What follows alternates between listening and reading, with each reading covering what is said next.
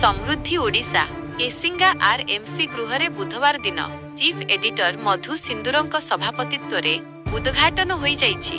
एही उद्घाटन कार्यक्रम रे मुख्य अतिथि केसिंगा ब्लॉक अध्यक्ष चंदन सेनापति, मुख्य वक्ता लेखक और वरिष्ठ सांबादिक सुनीति मुंड, विशिष्ट अतिथि एसडीपीओ संदीप माझी, सम्मानीय अतिथि नर्ला ब्लॉक बीडीओ विपिन बिहारी दीप, केसिंगा एबीडीओ सिद्धेश्वर मेहर, ओजेयू कलाहांडी सभापति निरोज पटनायक मंचासीन थिले।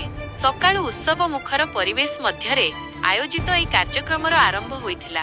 अतिथि मानक द्वारा श्री गणेशंक फोटोचित्र रे पूजार्चना करी परे बुढ़ा राजा टीम और बबिद्या मंदिर स्कूलर छात्री मानक द्वारा प्रारंभिक संगीत गान प्रदर्शित हुई उपस्थित सभ्य मानकु आकृष्ट करिथिला। एही उद्घाटन अनुष्ठान रे केसिंगा महासंघर सभापति श्री दयानिधि सुनानी और समाजसेवी श्री बापी साहूंकु फुलमाला और उत्तरीय प्रदान करी संबर्धित करा जाइथिला। एहा सहित आई अनुप शतपथी सांबादिक श्री प्रफुल्ल साहूंकु मानपत्र प्रदान करी सम्मानित करिथिले। एही सम्मान स्थानीय सांबादिकता क्षेत्र रे तांकर अवदान पई दिया जाइथिबा उल्लेख करा जाइथिला। अनुष्ठानर मंच परिचालना सांबादिक श्री प्रफुल्ल साहू सुचारू भावे करिथिबा बेले चीफ एडिटर श्री मधु सिंदूर धन्यवाद अर्पण करी समस्त अतिथि सांबादिक सहयोगी और स्थानीय जनसाधारण को कृतज्ञता जणाइथिले।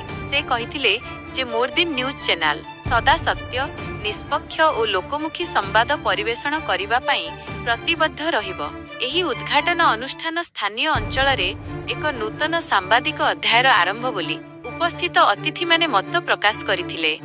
ब्यूरो रिपोर्ट निर्मल टीवी।